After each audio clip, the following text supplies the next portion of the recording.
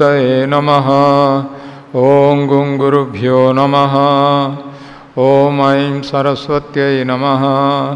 ओं नमः शिवाय। ओं नमो भगवते वासुदेवाय। ओं नमो भगवते रामचंद्राय। ओं नमो नारायणाय। ओं श्री परमात्मने नमः। परब्रह्मणे नमः। आत्मने नमः। वक्रतुंड महाकाय सूर्यकोटि समप्रभ निर्विघ्नं कुरु मे देव सर्वकार्येषु सर्वदा।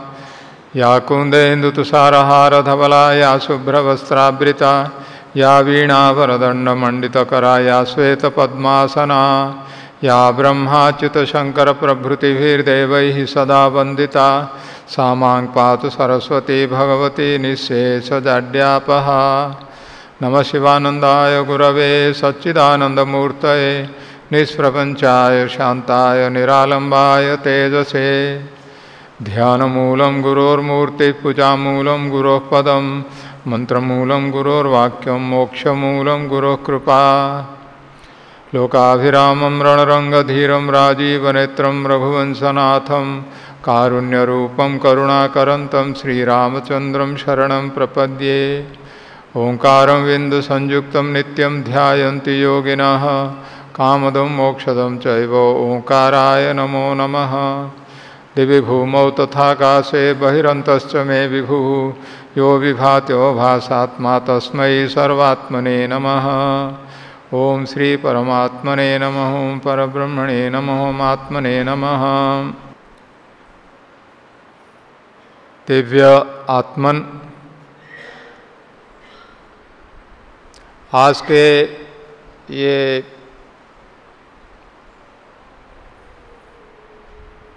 दिव्य जीवन सम्मेलन आध्यात्मिक सम्मेलन का जो आयोजन किया गया है उसमें गुरुदेव स्वामी शिवानंद जी महाराज के 125वां जन्म जयंती उपलक्ष्य में जो अभी मनाया जा रहा है इसमें उपस्थित समस्त संत महात्मा वृंद, समस्त भक्त वृंद, साधक वृंद, साधिका वृंद, आप सबको हमारा मेरा विनम्र प्रणाम और आप सबको हार्दिक अभिनंदन भी, बधाई।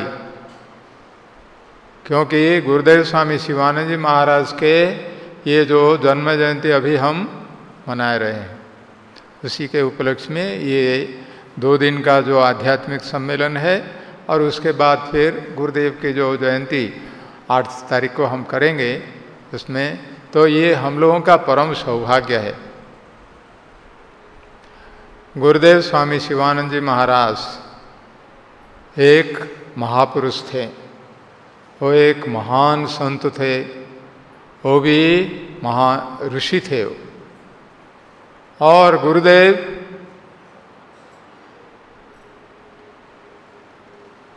एक मुक्त पुरुष थे, जीवन मुक्त थे और उनका भी भगवत साक्षात्कार हुआ था। उन्होंने भगवान का, कृष्ण भगवान के रूप में उनका दर्शन हुआ था। तो ऐसे जो गुरुदेव महान संत थे, महापुरुष थे, हम लोगों के परम आदरणीय और परम पूजनीय गुरुदेव हैं। वो उन्हीं के आशीर्वाद से हम सब यहाँ एकत्र हुए हैं। अभी भी हम उन्हीं के पुण्य स्मरण में ये सब हमारा उत्सव का कार्यक्रम हो रहा है। गुरुदेव स्वामी शिवानंद जी महाराज के ये जो पवित्र महोत्सव है इसी में शामिल होना ही हम लोगों का परम सौभाग्य है। क्योंकि जो महापुरुष होते हैं, जो महान ऋषि होते हैं, भगवत जिन्होंने भगवत साक्षात्कार किया है, उनका स्मरण करना ही हम लोगों के लिए पवित्र पावन होता है। और उनके आदर्श जो है उसी को भी हम इसमें स्मरण करते हैं, तो ये हम लोगों का विशेष लाभ इससे होता है। ये जो गुरुदेव स्वामी शिवानंद जी महाराज, उन्होंने भगवत साक्षात्कार किया था। उपनिषद में आता है यो वै भूमा तत्सुखम नाल्पे सुखम अस्ति। जो ब्रह्म है, जो अनंत है, जो भगवान है, वही सुख है, उसी में ही सुख है। और जो संसार में हम जब देखते हैं अल्प में सुख नहीं है। अल्प क्या है? जो सीमित है, जो क्षणस्थायी है, कुछ दिन के लिए रहेगा उसके बाद नहीं रहेगा, वही सब अल्प है, तुच्छ है, सीमित है। उसी में असली सुख नहीं है। संसार में जितने सब हम देख रहे हैं ये सब हमारे एक अल्प वस्तु है, क्योंकि हमेशा के लिए ये सब नहीं रहेंगे। उतना ही नहीं, हमारा शरीर भी नहीं रहेगा। हम फलाना व्यक्ति हो के हम अभी जो हैं वो भी हम हमेशा के लिए नहीं रहेंगे। तो ये हम सब अल्प हैं, हमारा शरीर सब अल्प है, क्षणस्थायी है। तो इसी से असली सुख नहीं है। गुरुदेव स्वामी शिवानंद जी महाराज जब मलया में पहले थे डॉक्टर कुप्पी स्वामी होके, वहाँ उन्होंने बहुत सेवा की, लोगों की सेवा कर डॉक्टर के हिसाब से। और जब उन्होंने इतना सेवा की तब उस समय भी वो बहुत ही बड़े भक्त थे। वो भी वहाँ साधना करते थे और शास्त्र वगैरह भी सब कुछ पाठ करते थे।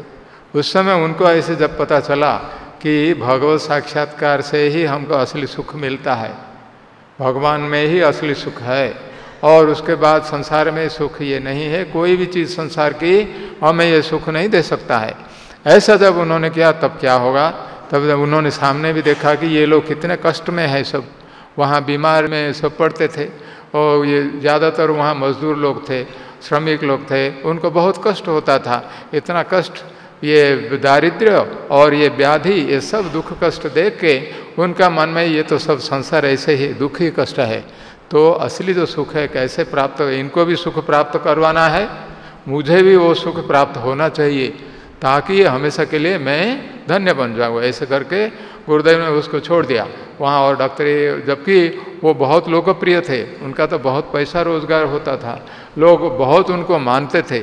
इतना होने से भी बोले नहीं ये बेकार है, ये तुच्छ है, ये फायदा नहीं है, एक दिन ये चला जाएगा तो क्या फ़ायदा है। तो ऐसे करके वहाँ छोड़ दिया गुरुदेव ने। डॉक्टर कुप्पी स्वामी भारत आ गए वापस, और यहाँ ऋषिकेश में उनकी साधना हुई। स्वर्गाश्रम में उन्होंने इतना सब साधना किया, साधना में लग गए। जब यहाँ आ गए थे तो उस समय अपने जो वे स्वामी विश्वानंद जी महाराज, विश्वानंद जी महाराज को पहले वो नहीं जानते थे। वो एक धर्मशाला में वो रहते थे, वो बनारस के रहने वाले थे, बनारस से आए थे उस समय। और उसी समय गुरुदेव भी वहीं कुछ क्षेत्र में गए थे, कुछ ये भिक्षा करने के लिए। वो भिक्षा उनको नहीं मिला। उसके बाद ये उस समय अपने जो गुरुदेव स्वामी विश्वानंद जी महाराज, उनका पहला दर्शन हुआ। तो वो जब दर्शन हुआ, वो ये स्वामी विश्वानंद जी महाराज ने भी ये जो ये युवक है और बहुत तेजस्वी है वो, और उसका मन अंतर्मुख है, किसी से बात नहीं करता है, चुपचाप ये इसके जो करता है, उसको उनको देख के उनके मन में कुछ है, ये बहुत बड़ा एक आदमी होगा, महापुरुष होगा। तो ऐसे करके उन्होंने उनके प्रति कुछ दया भाव हुआ और स्वामी विश्वानंद जी महाराज, और उनको बुलाए। उनको तुरंत उसी समय ही संन्यास उन्होंने दे दिया।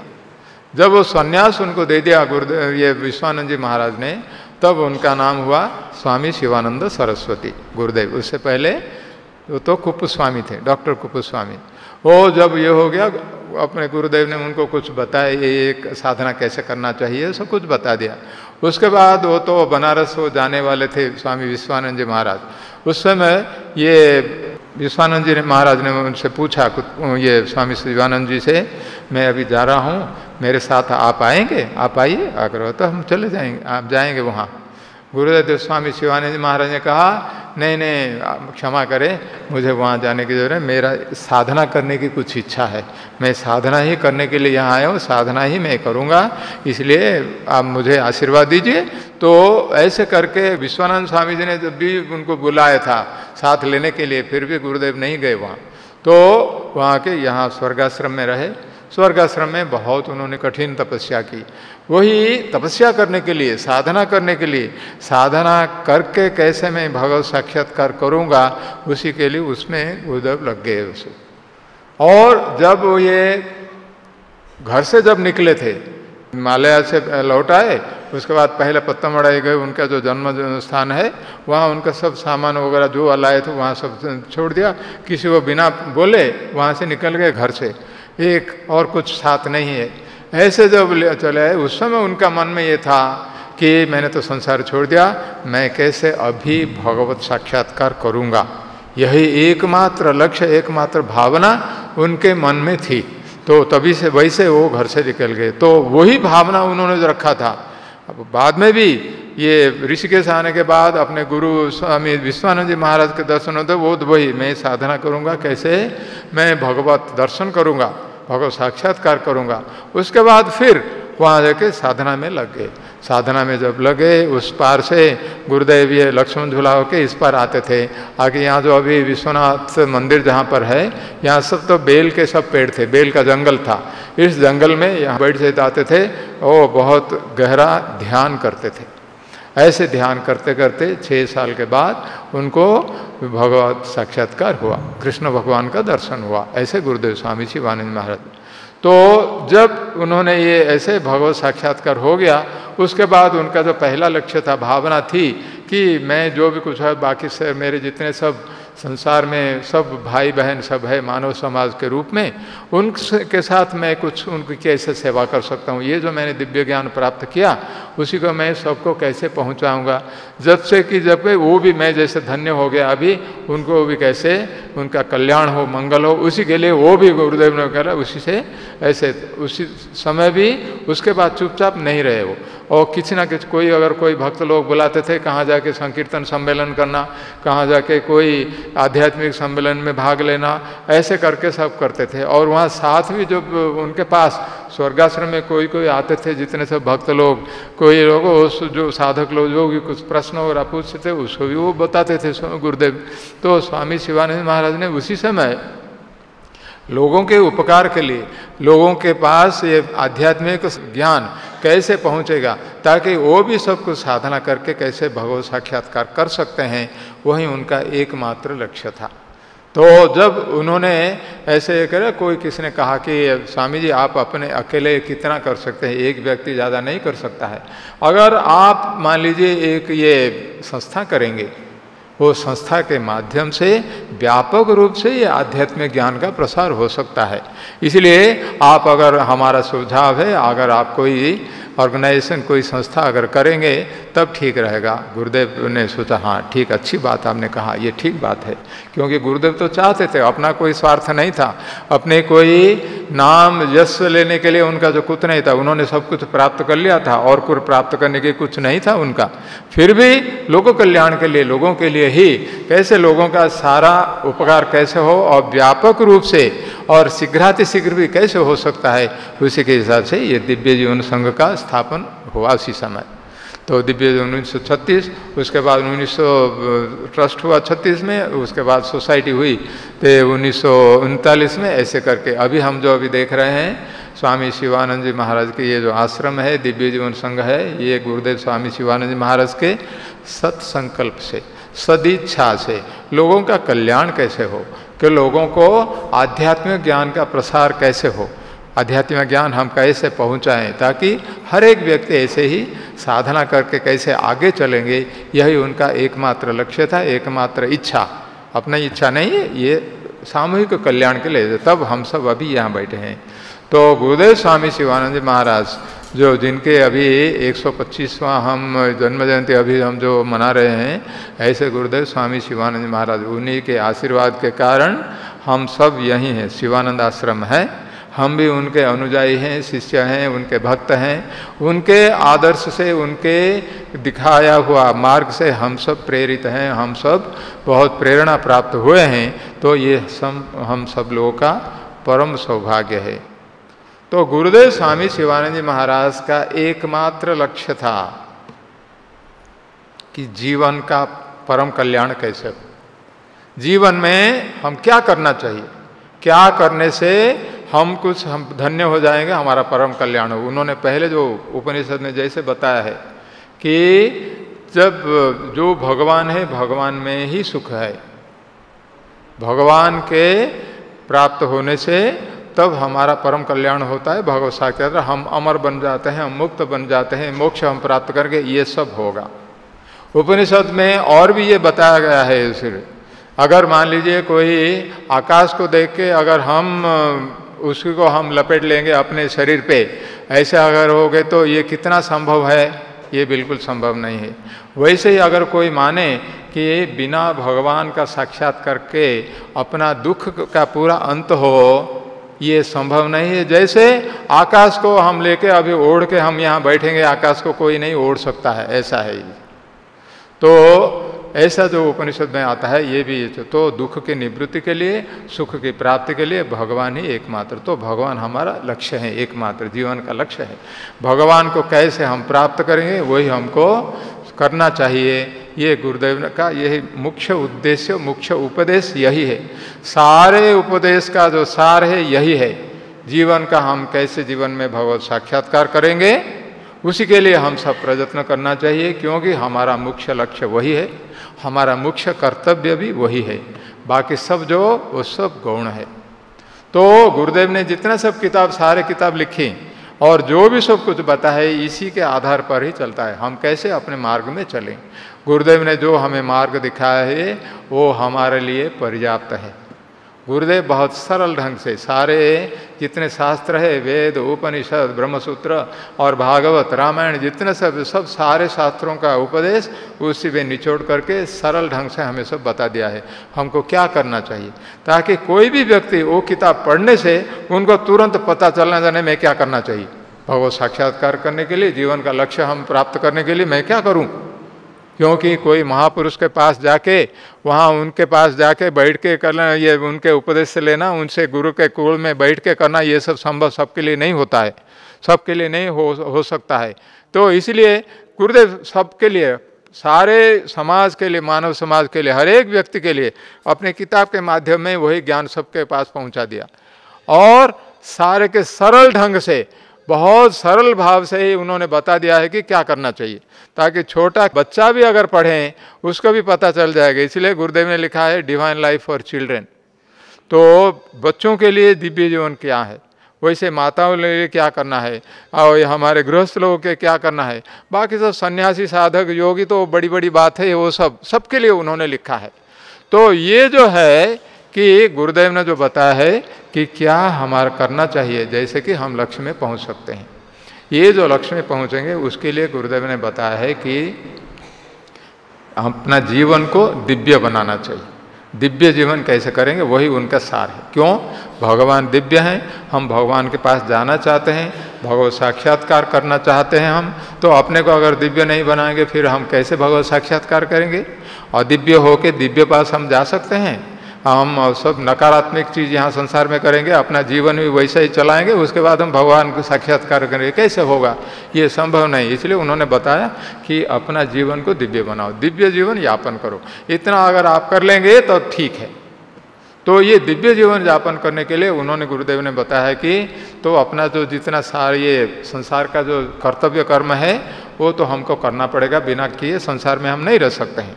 जीवन को चलाने के लिए, जीवन धारण करके रहने के लिए, संसार के जो कर्तव्य कर्म है उसको देखने के लिए हमको तो ये ठीक है कर लीजिए। उसके साथ साथ गुरुदेव ने बताया कि क्या आप कुछ अपना जो है कि मूल लक्ष्य जो हमारा है उसी को कभी नहीं भूलना चाहिए, भगवत साक्षात्कार करना चाहिए। संसार में मैं कुछ ही दिन के लिए आया हूँ, मैं एक मेहमान हूँ, हमेशा यहाँ रहना नहीं है, एक दिन मुझे यहाँ छोड़ के जाना है। ऐसी जो परिस्थिति है उसी को, जहाँ जाना है उसी को अगर मैं भूल जाऊँगा तो इसी में फंस जाना तो ये तो बेकार है, ये बेवकूफ़ी है, ये ठीक नहीं है, बुद्धिमान का काम नहीं है। तो इसलिए मैं क्या करूँगा, इसी को याद रख के चलाना है संसार में, और अपना कर्तव्य कर्म करते करते एक जो दूसरों के लिए कुछ करना चाहिए। ये गुरुदेव ने बताया है, ये सेवा। दूसरी चीज़ उन्होंने कहा हम भी भक्ति थोड़ा करना चाहिए, भगवान की भक्ति करना चाहिए। भगवान की भक्ति अगर नहीं करेंगे भगवान के पास कैसे जाएंगे? भगवान के प्रति प्रेम होना चाहिए। भक्ति भी जितना हम बढ़ेंगे उसी से ही हम भगवान को प्राप्त करेंगे। तो भक्ति थोड़ा का अभ्यास करना चाहिए। उसके बाद हमको ध्यान भी करना चाहिए। गुरुदेव ने जैसे विश्वनाथ मंदिर के पास उस जगह में जैसे ध्यान करते करते उनको भगवान का दर्शन हुआ, तो ध्यान में ही भगवान का दर्शन होता है, तो बिना ध्यान से भगवत साक्षात्कार नहीं होगा। इसी को कर ले, ध्यान भी हमको अभ्यास करना चाहिए, और ध्यान के प्रक्रिया में अलग बात है ये सब। और आखिर में गुरुदेव ने ये भी बताया है कि इतना ही जो करेंगे, साथ साथ हम अपने को भी सोचना चाहिए अपने बारे में, मैं कौन हूँ, मैं ये शरीर न हूँ, मैं मनुष्य नहीं हूँ, मैं ये तो कुछ ही समय के लिए ये जो मैंने एक यहाँ के एक पाठ, ये एक भूमिका लेके मैं अभी कुछ कर रहा हूँ, ये मेरा असली रूप नहीं है, मेरा असली शुभ है। भगवान का मैं संतान हूँ, भगवान से आया हूँ, भगवान जैसे दिव्य है मैं भी वैसे दिव्य हूँ, भगवान जैसे परमात्मा है मैं भी उनका अंश हूँ, इसलिए मैं आत्मा हूँ। तो मेरा असली स्वरूप वही है, दिव्य आत्मा। इसी को थोड़ा भी याद रखना चाहिए। तो ये जो 4 चीज़ गुरुदेव ने बताया, इसमें तो कर्मयोग आया, उसके बाद भक्ति योग भी आया, उसके बाद राजयोग भी आया और उसके बाद ज्ञान योग भी आया। ये जो 4 है, गुरुदेव ने खुद ये चारों योग का अभ्यास उन्होंने किया है। ये नहीं कि गुरुदेव बोल दिए कि कहाँ से उन्होंने कुछ सीख लिया है शास्त्र से पढ़ के उपदेश देना, ये तो बहुत आसान होता है। गुरुदेव ने जो बताया ये सब अपना अपना अनुभव किया है, अपना अपना साधन किया हुआ है। उसी के साधन के हिसाब से, साधन के उनके जो ये प्रमाण है, उसी प्रमाण के और शास्त्र प्रमाण दोनों मिला के गुरुदेव ने ये सब बताया है। तो इसलिए गुरुदेव एक बड़े कर्मयोगी थे। शुरू से आखिर तक दूसरों का कैसे मैं कुछ सेवा कर सकता हूँ, ये सेवा करते थे गुरु। कर्मयोगी वो थे। उनके जैसा कर्मयोगी प्राप्त करना बड़ा मुश्किल है, हम वैसे देख नहीं सकते। बड़े अच्छे सही कर्मयोगी थे। भक्ति जो हम जानते हैं, संकीर्तन करना, भजन करना, कीर्तन करना, नाम जप करना, ये सब करके भक्ति योग का भी अभ्यास उन्होंने किया है। वो बड़े भक्ति योग थे, भक्ति योगी भी थे। और वे राजयोगी भी, तो ये तो परम योगी वो थे। योग ही उनका परम साधना का मूल लक्ष्य था। तो बड़े महान योगी वो थे। और राजयोग का अभ्यास करके ध्यान, प्राणायाम, आसन और बंध मुद्रा, उसी में पूरा वो एक्सपर्ट थे, सिद्धहस्त थे उसमें। तो वो भी उन्होंने राजयोगी भी थे और साथ साथ आत्मज्ञानी भी थे। वो आत्मज्ञान का भी करके अभ्यास करते थे, आत्मविचार हमेशा करते थे। तो ये गुरुदेव ने चारों का जो एक साथ उन्होंने अभ्यास किया था। तो उसी अपने अभ्यास के अनुसार ही दूसरों को ये बोलते हैं, मैंने ये सब अभ्यास किया है, आप भी ये सब करो। ये 4 अगर हम कर लेंगे तो हमारा पूरा साधना इसी से हो जाएगा। लेकिन ये साधना करने के लिए गुरुदेव ने ये भी बताया है कि हमारा जीवन को अगर ठीक हम नहीं रखेंगे, साधना करने से कुछ आगे नहीं बढ़ सकते हैं हम। जीवन को ठीक रखने से जीवन को हमारा पवित्र बनाना चाहिए। जीवन में पवित्रता होनी चाहिए। पवित्रता होनी चाहिए के लिए धर्म के ऊपर आधारित होना चाहिए। धर्म को छोड़ के अगर हम आगे मोक्ष के लिए हम जाएंगे, ये संभव नहीं होगा। तो इसलिए धर्म के ऊपर जीवन का आधारण करना चाहिए। धर्म के लिए अहिंसा, सत्य और ब्रह्मचर्य, इसी को हमेशा अपनाना चाहिए। दूसरों को कैसे भला करना चाहिए, ये सब जितने सब होते हैं, तो अपना जो आचरण, अपना जो स्वभाव, उसी को बदलना है। हमारा अभी बहुत नकारात्मक आचरण है, प्रकृति है, स्वभाव है, उसी को हम परिवर्तन करके हम दिव्यता के तरफ हमको जाना चाहिए। अपने जितने सब सद्गुणावली है उसी को हम अपनाना चाहिए। जैसे वो बोलते हैं कि ये विश्व प्रार्थना में गुरुदेव ने बताया है, दिव्य सद्गुणावली से हमारे हृदय परिपूर्ण करो। ये हम प्रार्थना करते हैं, इसका माने ये सब दिव्य सद्गुण हमारे पास आना चाहिए। ये जो दिव्य सद्गुण है, यही हमारा साधना का ये मूल भित्ति है, यही उसका आधार है। ये अगर ठीक है, उसके ऊपर हम कर्मयोग करें, भक्ति योग करें, राजयोग करें और ये भी ज्ञान योग करें, ये सब ठीक ही चलेगा। ये नहीं होने से अगर मान लीजिए उसके भित्ति ठीक नहीं है, उसके ऊपर क्या हम उस मकान बनाएंगे, कुछ नहीं होगा। तो इसी के लिए करना चाहिए। और गुरुदेव स्वामी शिवानंद महाराज खुद हर एक सद्गुण में परिपूर्ण थे।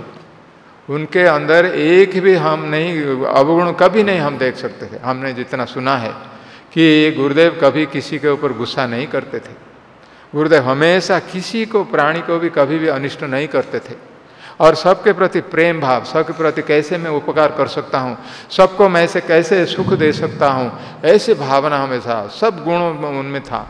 और गुरुदेव इतने बड़े महान संत होके भी उनका एक भी अभिमान नहीं था। अमानी और मानद जो बोलते हैं, वो ये गुरुदेव में पूर्ण रूप से हम देखते थे। स्वामी शिवानंद महाराज, हमने दर्शन नहीं किया था, हमने सुना या किताब में पढ़ा है उसी में। तो ये जो है गुरुदेव स्वामी शिवानंद महाराज के, अभिमान उनका नहीं था, गर्व बोल के कुछ नहीं था। और सबको इतना नहीं, सबको सम्मान करना, सबको, छोटा बच्चा हो, छोटा बच्चा को भी गुरुदेव सम्मान करते थे। कभी किसी को तू या तुम कभी नहीं बोलते थे। तू तो अलग बात है, तुम भी नहीं बोलते थे किसी को, छोटे बच्चे को आइए आइए जी कैसे, छोटे बच्चे को ऐसे कर, सबको आप बोल के संबोधन करते थे। तो ऐसे सबको सम्मान जो गुरुदेव करते थे, इसका माने गुरुदेव उन्होंने अपने जीवन से दिखा है कि सद्गुण कैसे हमें आवश्यक है, उसी के बिना हम कुछ नहीं कर सकते। ऐसे करके गुरुदेव ने जो बताया है जीवन का लक्ष्य जो है उसी को कभी नहीं भूलना चाहिए, उसी को कैसे हम प्राप्त करेंगे वही हमारा जीवन का एकमात्र कर्तव्य है। हम जब अभी 125वां गुरुदेव की जन्म जयंती करते हैं, इसी को हमको याद रखना चाहिए।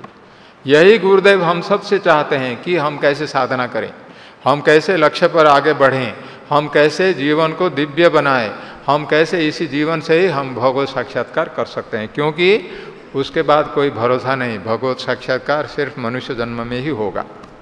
मनुष्य के सिवा किसी दूसरे का ऐसी बुद्धि नहीं है, वो कुछ वो साधना नहीं कर सकते हैं। तो मनुष्य जन्म में अगर हम सिद्धि नहीं प्राप्त करेंगे, अगर भगवत साक्षात्कार नहीं करेंगे, उसके बाद क्या होगा किसको पता है अगले जन्म में। इसलिए इसी जन्म में ही करना चाहिए। ऐसे ही गुरुदेव स्वामी शिवानंद में बार बार हमको यही बोला।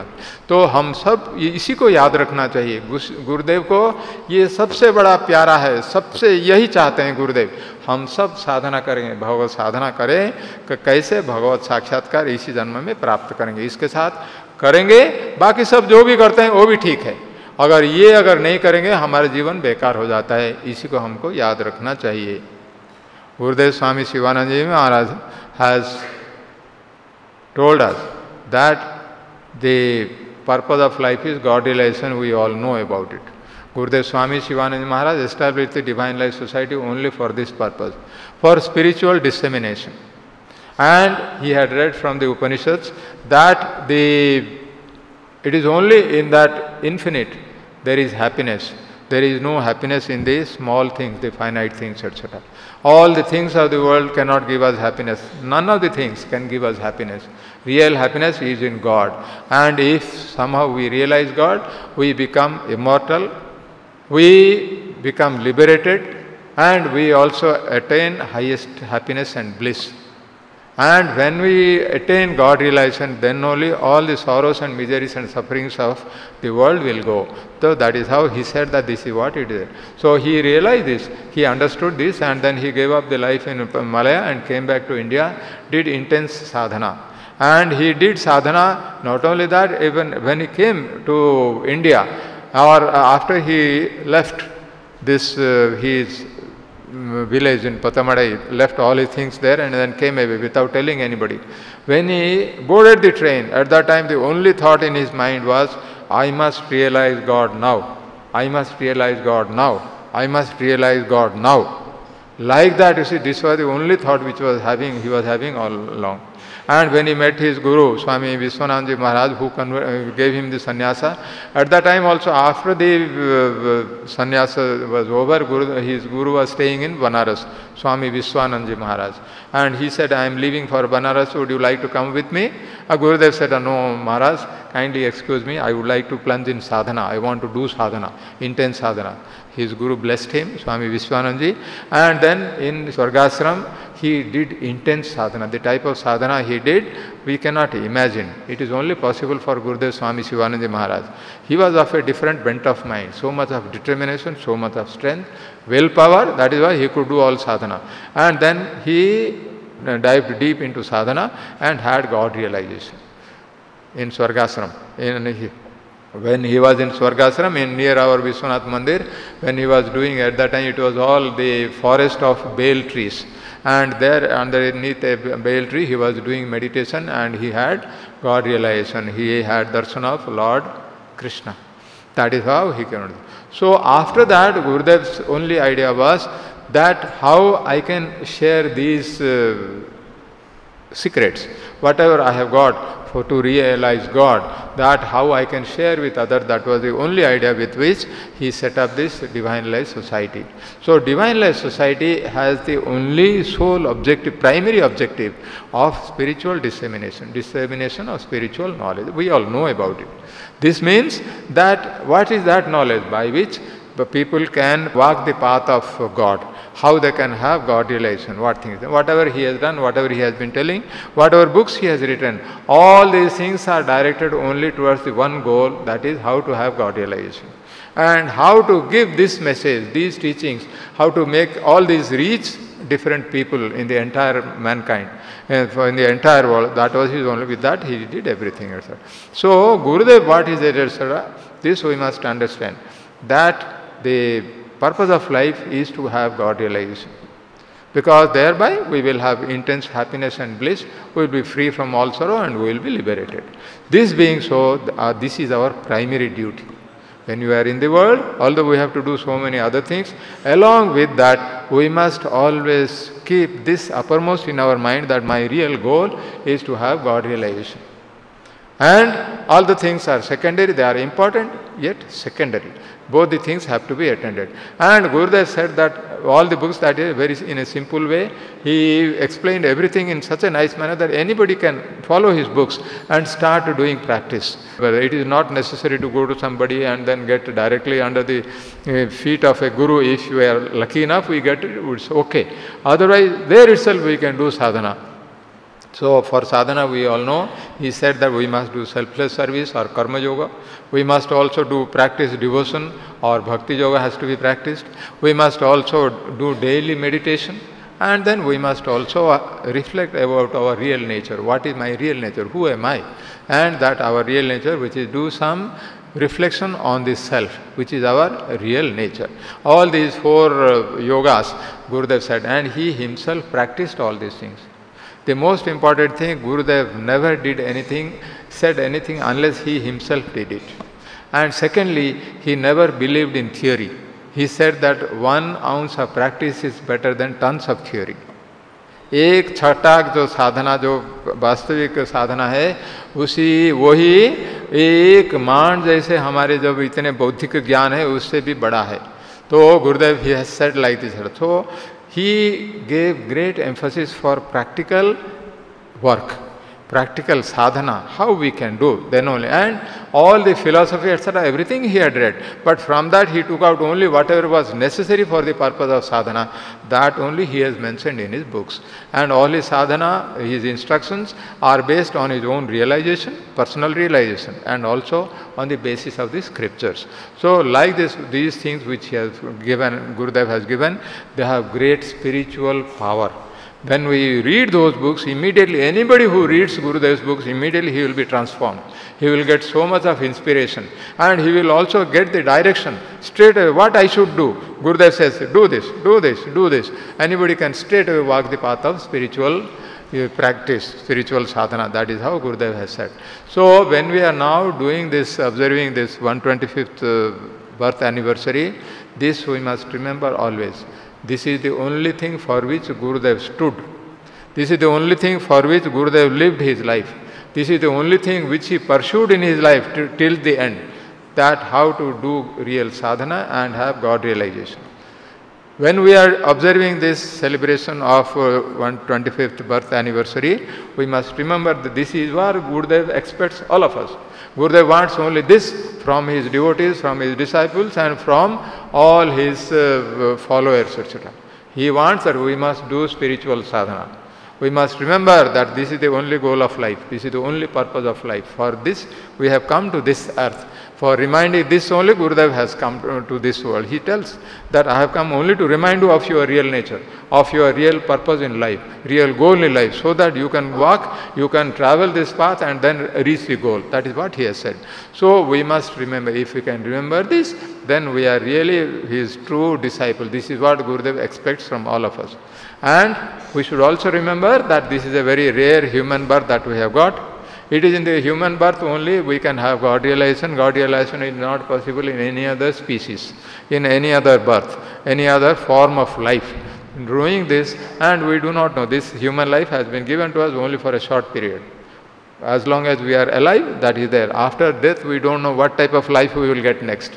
So whatever we have to do in this birth only, and now itself, without wasting a single moment in idle gossiping and scandalmongering, fights and quarrels, cards and cinemas, novels and newspapers, all those things Gurudev said, don't do all that, it's a waste of time.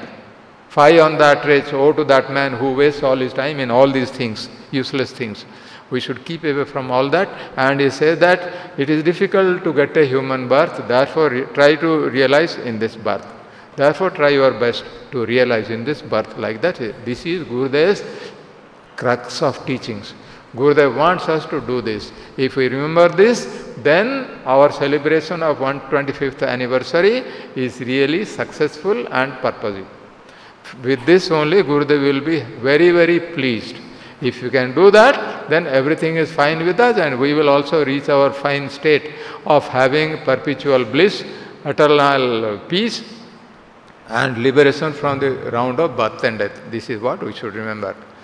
तो यही हम सबको याद रखना चाहिए, जीवन का लक्ष्य क्या है, इसी के चलना, यही गुरुदेव हम सब से चाहते हैं। और इसी को अगर हमने कर लिया है तब ये हमारा जो अभी वो 125वां जन्म जयंती करते हैं वो बहुत सफल होगा। गुरुदेव इसी से संतुष्ट होंगे, बहुत प्रीत होंगे, क्योंकि जीवन का यही हमारा परम लक्ष्य है। इसी को याद करके हम सब आगे बढ़ना चाहिए। बहुत बहुत धन्यवाद। भगवान का, गुरुदेव का आशीर्वाद हम सब के ऊपर हो, ताकि हम जीवन का लक्ष्य, गुरुदेव हम क्या चाहते हैं, गुरुदेव हमने क्या बताया है साधना करने के लिए, वैसे करके साधना में ही हमेशा चलना चाहिए। जैसे गुरुदेव ने घर से निकलने बोलता है मैं भगवत साक्षात्कार करूँगा, उसी को उन्होंने आखिर तक कभी भी भूला नहीं और उसी से चले। हम भी वैसे करके भगवान को कैसे साक्षात करेंगे वैसे करना चाहिए। This we should remember and following his instructions he has given clear directive, taking clue from that, getting his direction, and we have seen the way. We must now traverse on the way and till we reach the goal. In the Upanishad it says that do not stop till you reach the goal. प्राप्य वरान निबोधता। धन्यवाद, धन्यवाद। ओम नमो नारायण।